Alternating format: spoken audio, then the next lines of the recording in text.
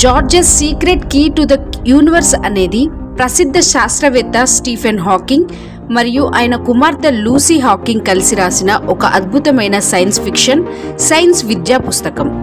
ఈ పుస్తకం మొదటిసారిగా 2007లో ప్రచురించబడింది. చిన్నారులు, కౌమార దశలో ఉన్న విద్యార్థులు విశ్వం, అంతరిక్షం, శాస్త్రం, సూత్రాలు, గ్రహాలు, బ్లాక్ హోల్స్, గ్యాలక్సీలు, శాస్త్రవేత్తల ఆలోచనల గురించి సులభంగా, రమ్యంగా నేర్చుకోవడానికి ఇది ఒక వేదికగా నిలుస్తుంది.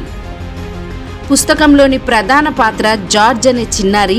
అతనికి విశ్వ రహస్యాలపై విపరీతమైన ఆసక్తి ఉంటుంది. జార్జ్ కుటుంబం టెక్నాలజీపై, ముఖ్యంగా కంప్యూటర్లపై ప్రతికూల దృక్కోణం కలిగి ఉంటుంది.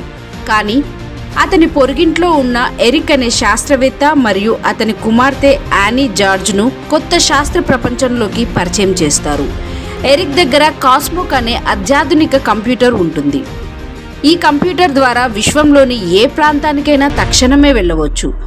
జార్జ్, యానీ, ఎరిక్ కలిసి విశ్వంలోని అద్భుతమైన గ్రహాలను, నక్షత్రాలను, బ్లాక్ హోల్స్ను అన్వేషిస్తారు. ఈ కథలో కేవలం సాహసయాత్ర మాత్రమే కాకుండా నిజమైన శాస్త్రీయ వివరాలు కూడా ఇవ్వబడ్డాయి.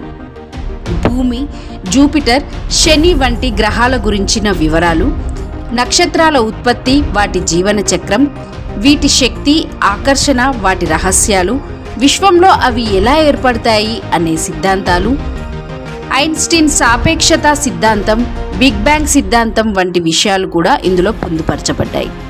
కథలోని ప్రతి అధ్యయనం చివరలో శాస్త్రీయ విషయాలను చిత్రాలతో, వివరణలతో అందించారు. పిల్లలకు ఆకట్టుకునే కథన శైలి, అలాగే శాస్త్రీయ నిజాలు కలిసిపోయాయి. విశ్వంపై ఆసక్తి కలిగించేలా, చిన్నారులకు ఒక వింతైన సాహసయాత్రలా ఉంటుంది.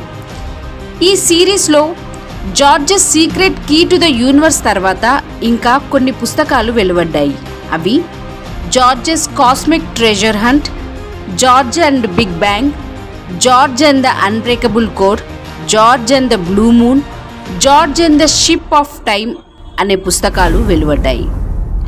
జార్జెస్ secret key to the universe పుస్తకం శాస్త్రాన్ని పిల్లలకు సులభంగా కథ రూపంలో పరిచయం చేస్తుంది. ఒకవైపు జార్జ్ మరియు యానీ చేసిన సాహసాలు, మరోవైపు విశ్వం గురించి శాస్త్రీయ జ్ఞానం కలిపి అందించడం దీని ప్రత్యేకత.